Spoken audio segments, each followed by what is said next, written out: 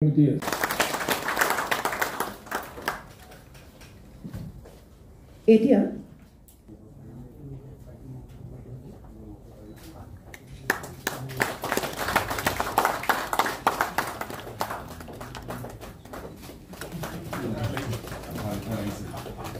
ইয়াৰ পিছত এটি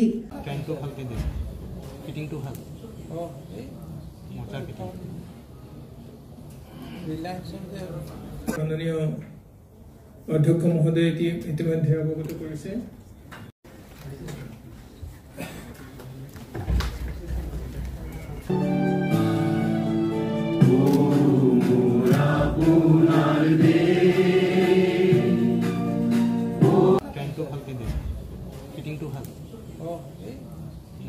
যে আমি এই গোটেই সমস্যাটোৰ সমাধানৰ বাবে আমি কালেক্টিভলি অসমীয়া মানুহে কাম কৰিব লাগিব।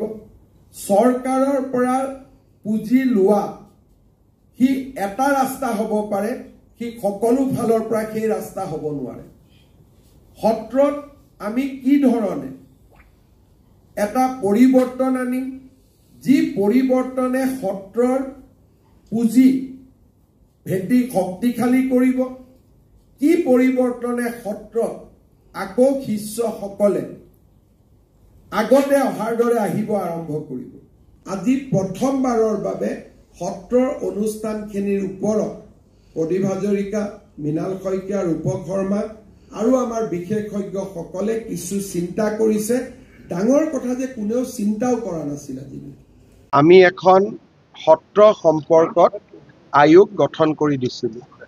এই আয়োগৰ উদ্দেশ্য আছিল যে সত্ৰৰ কিমান মাটি বেদখলত আছে আৰু এই মাটিসমূহক বেদখলৰ পৰা উদ্ধাৰ কৰাৰ বাবে উপায়সমূহ চৰকাৰক প্ৰতিবেদন হিচাপে পৰামৰ্শ হিচাপে আগবঢ়োৱা।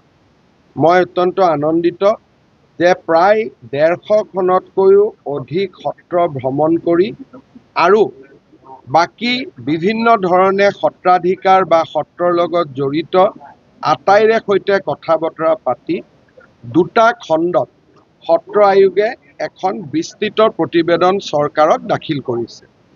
এই প্ৰতিবেদন কেইখন আমি পৰীক্ষাও কৰিম আৰু খুব সোনকালে অসমৰ সত্ৰসমূহক নিৰবিচ্ছিন্নভাৱে সহায় কৰিবলৈ আমি পাৰ্মানেণ্ট আয়োগ এখন উপযুক্ত বাজেটেৰে সৈতে পাৰ্মানেণ্ট সত্ৰ আয়োগ এখন নিৰ্মাণৰ কথাও চৰকাৰত ইতিমধ্যে আলাপ আলোচনা হৈ আছে।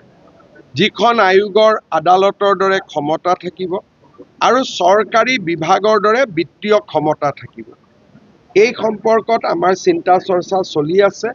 ছেপ্টেম্বৰে হওক বা ফেব্ৰুৱাৰীয়ে হওক আমাৰ এই চৰকাৰখনৰ কাৰ্যকালৰ ভিতৰতে সেই আইনখন আনিবলৈ আমি চেষ্টা কৰি আছোঁ। আজিৰ প্ৰতিবেদনখনে এই ক্ষেত্ৰত আমাক যথেষ্ট সহায় কৰিব। মই সকলোলৈকে ধন্যবাদ আগবঢ়াইছোঁ।